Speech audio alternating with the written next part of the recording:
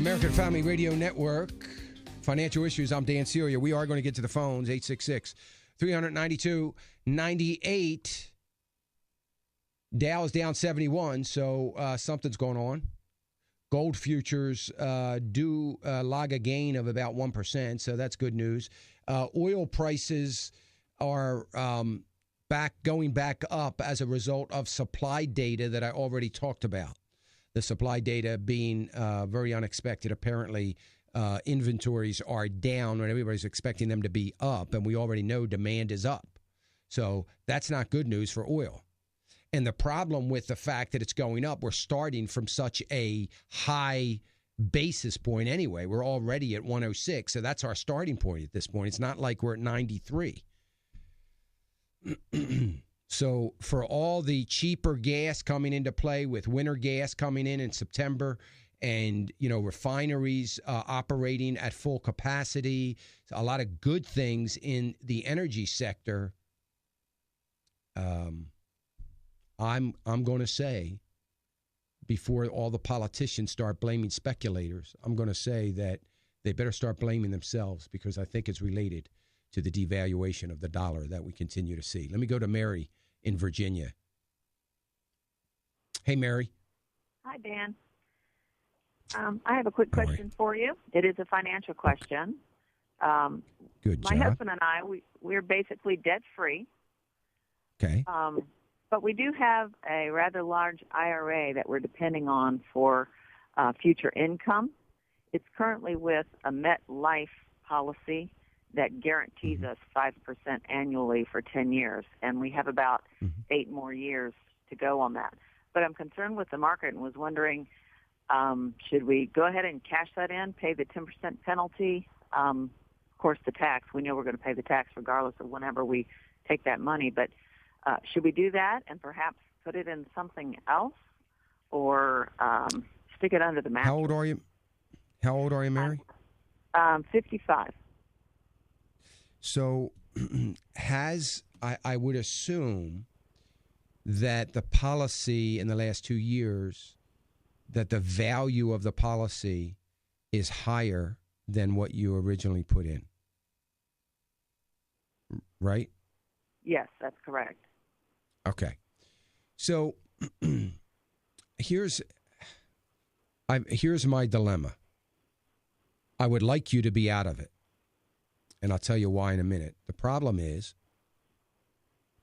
I really struggle with that 10%, but I'm not worried about the 10% penalty because you're under 59.5, because you can avoid that. I'm more worried about the surrender charges on the policy. Yes. And I don't know what the surrender charges are, but my guess is it's only been 2 years. It's pretty significant. Yeah. And that's my concern, because you can roll it over into an IRA at the bank and, you won't have to pay the penalties because you're still staying in qualified money in an IRA. So right. the 10% penalty is not an issue, but if you might have a 10% surrender charge, and that's my issue. But here's the thing. See, they are subject to volatility in the market, even though they're guaranteed. So What I mean by that is, yes, there is a guaranteed interest. The question is, what is it guaranteed on? It's not a guarantee that the principal's not going to fluctuate, that the principal's not going to go down.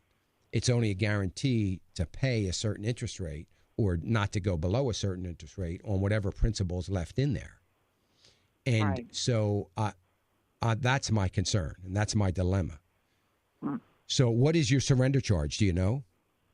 I don't know that. I do know that annually, they accrue the 5%, and that kind of brings it up to a different plateau.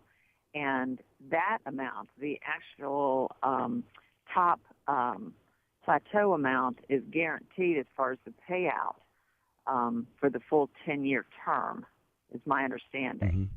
So even though it fluctuates with the market, it may go down, obviously, when the market goes down, but there's still that top number that they guarantee us a payout on at the end of the 10-year program. Is it a payout in cash, or is it a death benefit payout? It's It guaranteed. is a death benefit. It is a death benefit. Yeah. That pay out. Yeah. So if you're still alive at the end of 10 years, you're going to get the actual value of the account. Yes. If you get out. Yeah. So I don't want you to have to die to get the full amount. Right. I mean, if the Lord calls one of you home, that's fine. But I would rather, that's kind of getting it the hard way.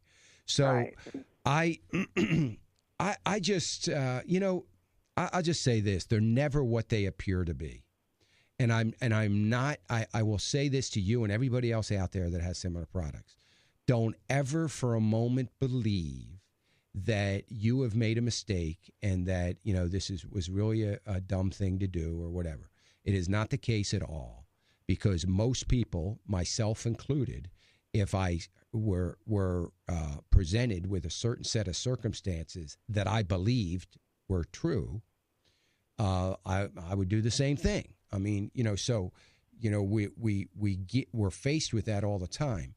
So I think that find out what the surrender charges are, and I think what your decision has to be is whether to do that. Now, before you do that, though, let me say this. I would withdraw 10% of it today or this year. Okay. 10% you can get without surrender charge. You should be able to. And then in January, I would draw out another 10%. So then after that, you can decide whether to get all the way out. And at least you've gotten 20% out without surrender charge. Right.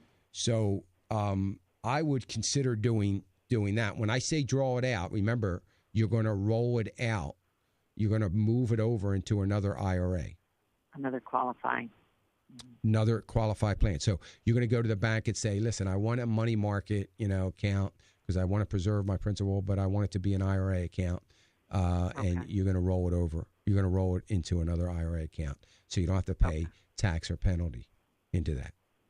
Okay. So I would do that, and then let's see what happens, and then we'll make a decision what to do with it. All right. Okay. All right. Thanks.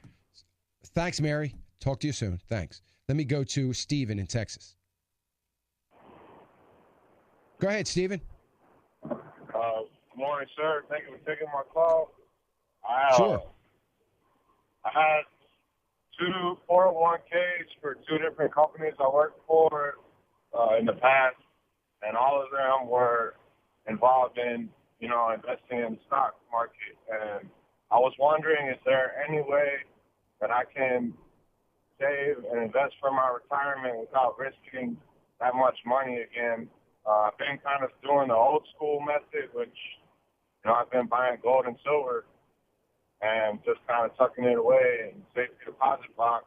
And I just don't know if I'm not, diversified enough. If maybe I'm putting too many eggs in that basket. Yeah. Well, here's what you ought to do, Stephen. First of all, you need to open up an IRA account. It sounds like you don't want to take a lot of risk anymore, which that's fine. So if you open an IRA account at, let's say, a bank where you're just, it's FDIC insured, you're not getting a lot of interest, although I'm afraid the interest rate's going to be going up, and I say afraid because that means inflation's coming. Interest rates will go up on that. You can take both those 401ks and get them all in one place anyway and roll them over into that IRA account. Now, the bank will do that for you. They'll give you they'll do the transfer forms and all that. So that's one thing you do with those accounts. I don't have a problem with just, as you say, the old school way of just, our parents and our grandparents, just kind of packing, just, saving a little money under the mattress kind of thing. Not literally, but, just not worrying about the stock market or anything like that. I don't have a problem with that, but I don't want you to believe that, let's say, gold and silver are safer than stocks or the stock market. I don't believe they are. And as a matter of fact, the numbers over years will bear that out. it's very, very volatile, and it's all over the place. Now, I'm okay with having some in that, 10 to 20% of whatever you have. I'm okay with that. I don't have a problem with that. But at the same time, I don't want you to put everything into that.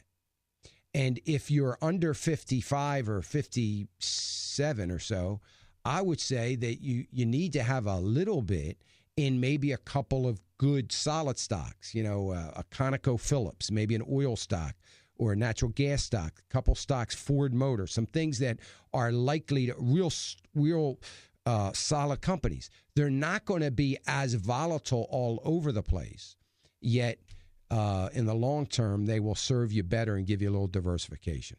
So that's what I think you ought to do. Roll those two IRAs into an IRA account, those two 401ks into an IRA account. Keep it conservative if you want. Maybe put a little bit into some stocks. And I'm okay with some gold and silver, but not everything. I would not do everything. I would go ahead and continue to buy it. Just don't put everything in it. So should I cash out a little bit of my gold and silver and move it over to the IRA? Would that be a safe bet? That would be a good idea. Once you get that IRA established, to take some profit on some of that gold and silver, and move it over into the IRA to preserve it, to preserve the profit. So if it does come down, you won't lose. So I would do that. Yeah, that sounds like a great plan. And try to get it down to about 20% at the most of how much you have. All right, sir. Okay. Well, all right, Stephen. Stephen. Thank you very much. Thank you for the call. I appreciate it. Let me go to Karen. Karen calling us from Virginia. Karen? Yes. Dan, yes. Thank you for taking my call. Sure. I have an economic question for you. Okay. Several weeks ago, you were talking.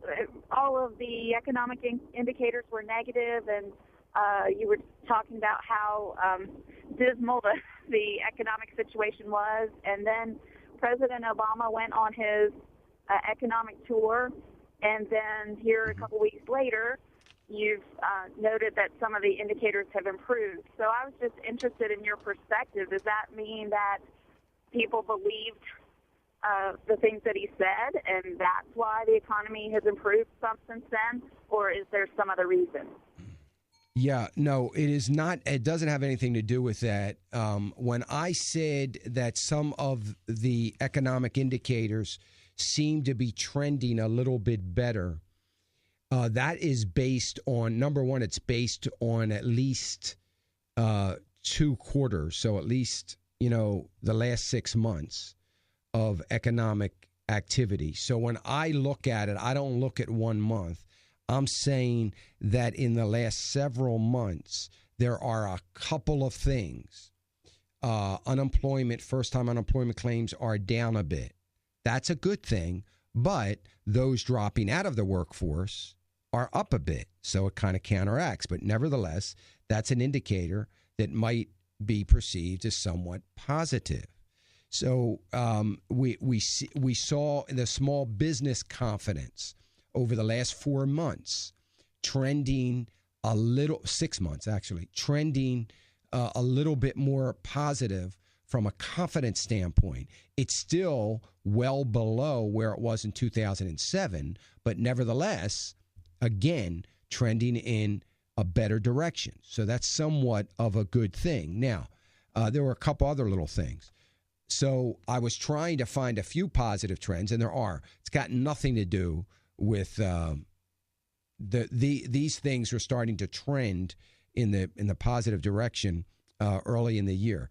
And it's got nothing to do with necessarily, in my opinion, with the policies, the fiscal policies of the administration. It has everything to do with just the broader economy. And we're seeing a little bit more exports. We're seeing a little bit more consumer confidence.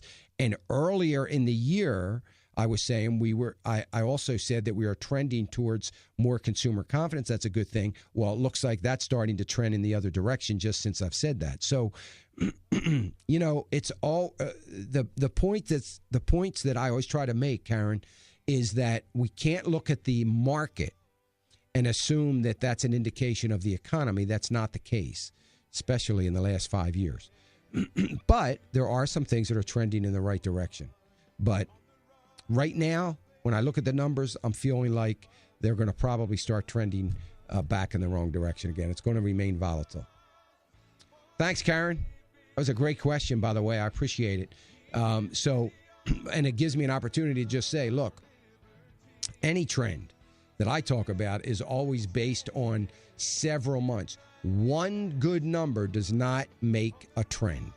You've been listening to American Family Radio, Financial Issues. I'm Dan Celia. We'll be back tomorrow. I sure appreciate everybody that participated in the program. Thanks to Devin Patrick, our producer, Ann Reed, the great job she does on the phones, and Emily Halter on our video production.